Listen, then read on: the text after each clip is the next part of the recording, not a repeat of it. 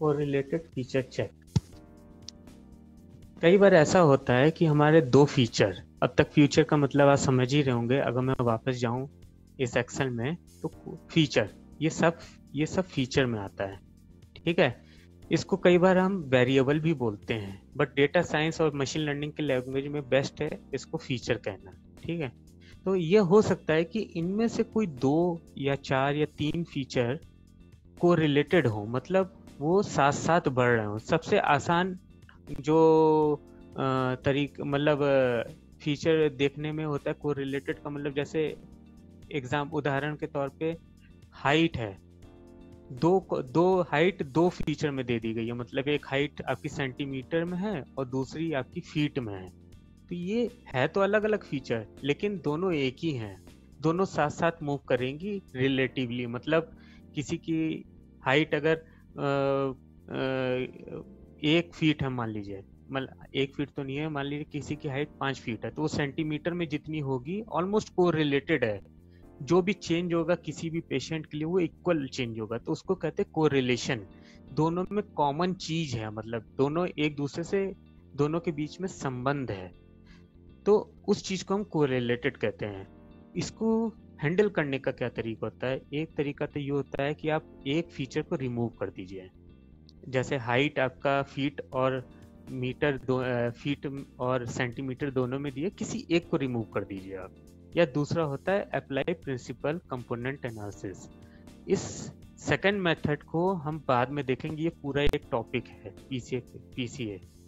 तो पहले हम देखेंगे remove one of the feature, how to do this. इसके लिए हम वापस जाएंगे इसमें, ये हमारा डेटा फ्रेम पहले से था।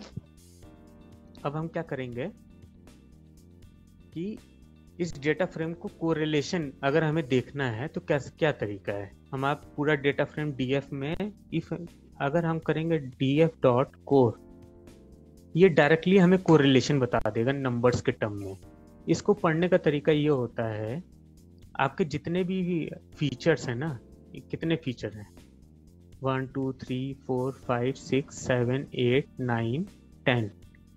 ठीक है, टोटल ये जो फीचर हैं इनको हमने 1 2 3 4 5 6 7 8 9 10 10 इधर में लगा दिया रोज में और 10 कॉलम्स में दिखा दिया। अब ये नंबर, ये जो पहला नंबर अंडरस्कोर प्रैग, इसका इससे क्या कोरिलेशन है? क्योंकि ये दोनों एक ही है इसलिए यहाँ पर 1 दिखा रहा है। ठीक है, ये दोनों कोरिलेटेड, ये एक ही है तो कोरिलेशन होगा ही 1।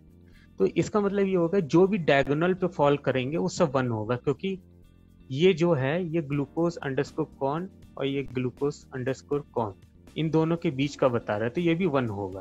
तो इस तरीके से डायगोनल के आप यहाँ तक देखेंगे, क्योंकि ये आपस में ही कोरिलेशन बता रहा है इसलिए ये 1 दिखाएगा। अब आपको चेक करना है कि किसी एक का दूसरे के साथ तो कोरिलेशन 1 नहीं आ रहा है, तो एक बार आप ध्यान करके देखेंगे तो ये 1 आया है। देखा आपने? देखिए इसका क्या मतलब है, थिकनेस और स्किन ये दोनों साथ साथ मूव कर रहे हैं, ये दोनों एक ही ऑलमोस्ट हैं, इनका जो इम्पैक्ट है वो मॉडल पे एक ही आएगा, इसलिए आपको 2 में से एक की जरूरत है बस। थिकनेस और स्किन आपस में रिलेटेड है, तो इस डायगोनल के इस साइड भी आपको 1 दिखेगा। अगर आप देखोगे तो ये स्किन और थिकनेस, सो स्किन या थिकनेस या स्किन, ये दोनों आपस में कोरिलेटेड हैं, इसलिए यहाँ पर 1 दिखा रहा है। इसी चीज को नंबर के टर्म्स में ना दिखा करके आप प्लॉट करके देखना चाहते हैं तो उसका भी एक तरीका है। मैट प्लॉट एक लाइब्रेरी है पाइथन में, उससे आप बहुत आसानी से इसको देख सकते हैं। तो उसका तरीका है इंपोर्ट मैट प्लॉट लिब डॉट पाई प्लॉट SPLT। ठीक है, ये आपने इंपोर्ट कर ली। और अब आप इसमें ये करिए कि इसका एक फंक्शन लिख देते हैं हम, जैसे डेफ प्लॉट अंडरस्कोर df, हमारे डेटा फ्रेम को प्लॉट करेगा ये। df साइज इक्वल टू 11 दे दीजिए इसको। ठीक है, अब इस फंक्शन को हम लिखते हैं कोरिलेशन। पहले तो एक ये डिफाइन कर देते हैं df डॉट कोर। जो हमने ये जो पूरा प्रिंट किया है इसको हमने एक वेरिएबल में सेव कर लिया है। अब हम क्या करेंगे, मैटप्लॉट लाइब्रेरी का ये फंक्शन है, इसको लिखेंगे हम plt, बिकॉज ये मैटप्लॉट एज ए plt हमने इंपोर्ट किया, plt डॉट सब प्लॉट्स। ठीक है, अब कहेंगे फिगर साइज, हमको ये डिफाइन करना पड़ेगा फिगर साइज क्या है, इक्वल टू साइज। ठीक है, जो साइज है उसको 2 बार देना पड़ेगा, क्योंकि रो और कॉलम ये दोनों हम डिफाइन कर रहे हैं यहाँ पर। अब हम इसको हीट मैप की तरह से देखना चाहते हैं, तो जो एक्सेस वाला जो वेरिएबल है ax डॉट मैट शो, इसके अंदर हम कोर दे देंगे। ये जो वेरिएबल में सारी वैल्यू जो सेव किया वो इधर दे देंगे हम इसको। तो इससे क्या होता है, heat map with matshow, ये हीट मैप शो करता है, जो कि अभी आप जैसी फिगर देखेंगे तो आपको समझ में आ जाएगा। अब प्लॉट करना है हमको, जो फिगर में जो रिप्रेजेंट करना है एक्स टिक्स, जो एक्स के जो टिक मार्क हैं वो कहाँ कहाँ आएंगे। तो रेंज, पहले तो हमें रेंज डिफाइन करनी होगी, कहाँ से, लेंथ कोर डॉट कॉलम्स। ठीक है, अब कोर डॉट कॉलम, ये एक्स एक्सिस के लिए हो गया। अब इसी को हम कॉपी करके वाई एक्सिस के लिए कर देंगे, इसको कह देंगे हम वाई टिक्स।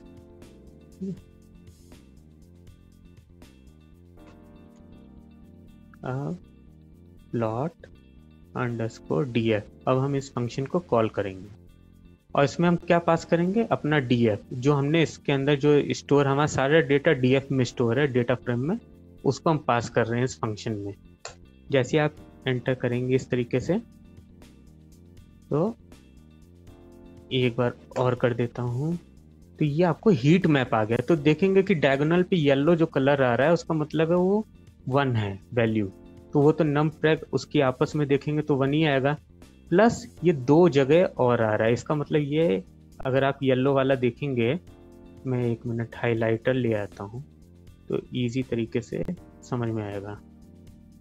स्पॉटलाइट, ये वाला थिकनेस, और उसके अगर आप स्क्रॉल अप करेंगे, स्क्रॉल अप करूँगा तो ये स्किन, इसको मैं रब कर देता हूँ, ये थोड़ा रब कर रहा है। ठीक है, तो स्पॉटलाइट ये है थिकनेस और स्किन में ये कोरिलेशन दिखा रहा है। तो हीट मैप की तरीके से इसको बहुत आसानी से और जल्दी से देखा जा सकता है। तो दोनों ही तरीका सही है, दोनों ही तरीका सही है। अब हम क्या करेंगे, आगे हमें अब इन दोनों कॉलम में से एक कॉलम को हमें डिलीट करना है, क्योंकि दोनों हमारे लिए, दोनों में से हमें एक ही चाहिए। तो हम क्या करेंगे, डिलीट df स्किन। ठीक है, इसको हम एग्जीक्यूट करेंगे तो हमारा एक कॉलम चला जाएगा। आप df से प्रिंट करिए, अरे ये तो पूरा प्रिंट हो गया। तो डॉट हेड, आप सिर्फ 10 वैल्यूज प्रिंट करिए तो आपको दिखेगा 1 2 3 4 5 6 7 8 9, एक कॉलम चला गया है। कौन सा, स्किन वाला, जो कि हमने डिलीट किया था। हम चाहें तो फिर से एक बार इस प्लॉट को फिर से देख सकते हैं। इसके बाद ऐसे करेंगे तो हमको फिर से, अब देखिए येलो वाला जो स्क्वायर है वो डायगोनल के अलावा कहीं भी नहीं है। इसका मतलब अब हमारा कोई भी फीचर आपस में कोरिलेटेड नहीं है। तो ये था डेटा प्रोसेसिंग का एक इम्पॉर्टेंट पार्ट। अगले सेक्शन में हम दूसरा डेटा प्रोसेसिंग स्टेप देखेंगे। तब तक के लिए धन्यवाद।